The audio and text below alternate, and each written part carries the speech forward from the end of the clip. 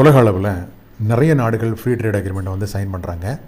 கிட்டத்தட்ட 2 வருஷத்துக்கு மேலே இந்தியாவும் யூகேவும் இந்த எஃப்டிஏக்காக பேசிக்கிட்டே இருக்காங்க. 13-14 ரவுண்டு வந்து பேச்சுவார்த்தை போய்கிட்டே இருக்குது. ஆனால் ஒரு முடிவுக்கு வந்த பாடு இல்லை. இந்த சூழலில் ஏன் இந்த மாதிரி பேச்சுவார்த்தை இழுத்துக்கிட்டே போகுது அப்படின்னு சொல்லி பார்த்தோம்னா, இந்தியா ரொம்ப காஷியஸாக இருக்காங்க. இப்போது இந்த எஃப்டிஏ கீழே ரூல்ஸ் ஆஃப் ஆரிஜின் அப்படின்னு சொல்லி ஒன்று உண்டு. அதன்படி எந்தெந்த நாடுகள்லாம் வந்து எஃப்டிஏக்கு கீழே வருதோ அந்த நாடுகள் வந்து பொருட்களை டேரிஃப் ரொம்ப கம்மியாக அல்லது 0 டேரிஃபில் இறக்குமதி பண்ணி இல்லை ஏற்றுமதி பண்ணோம் எதுனாலும் பண்ணுவாங்க.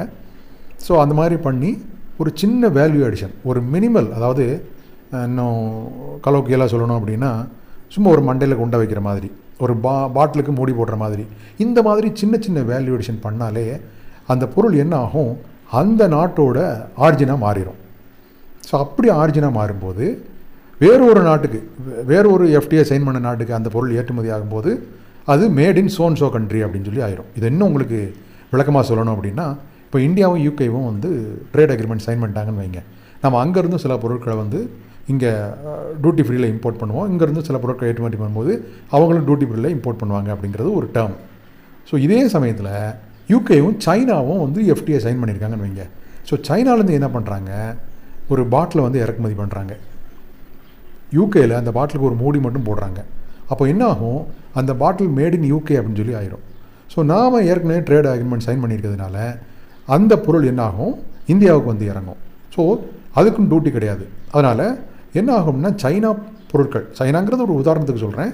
ஸோ இந்த மாதிரி எஃப்டிஏ சைன் பண்ண நாடுகள்லேருந்து பொருட்கள் டியூட்டி ஃப்ரீயில் இம்போர்ட் பண்ணி ஒரு மினிமலாக ஒரு வேல்யூ அடிஷன் பண்ணி அதை பிளேஸ் ஆஃப் ஆரிஜின் அப்படின்றத வந்து அந்த கண்ட்ரியாக மாற்றி அதை வேறு எஃப்டிஏ சைன் பண்ண நாடுக்கு ஏற்றுமதி பண்ணுறதன் மூலயமா பெருமளவு பொருட்கள் வந்து டம்ப் ஆகிறதுக்கு வாய்ப்பு இருக்குது.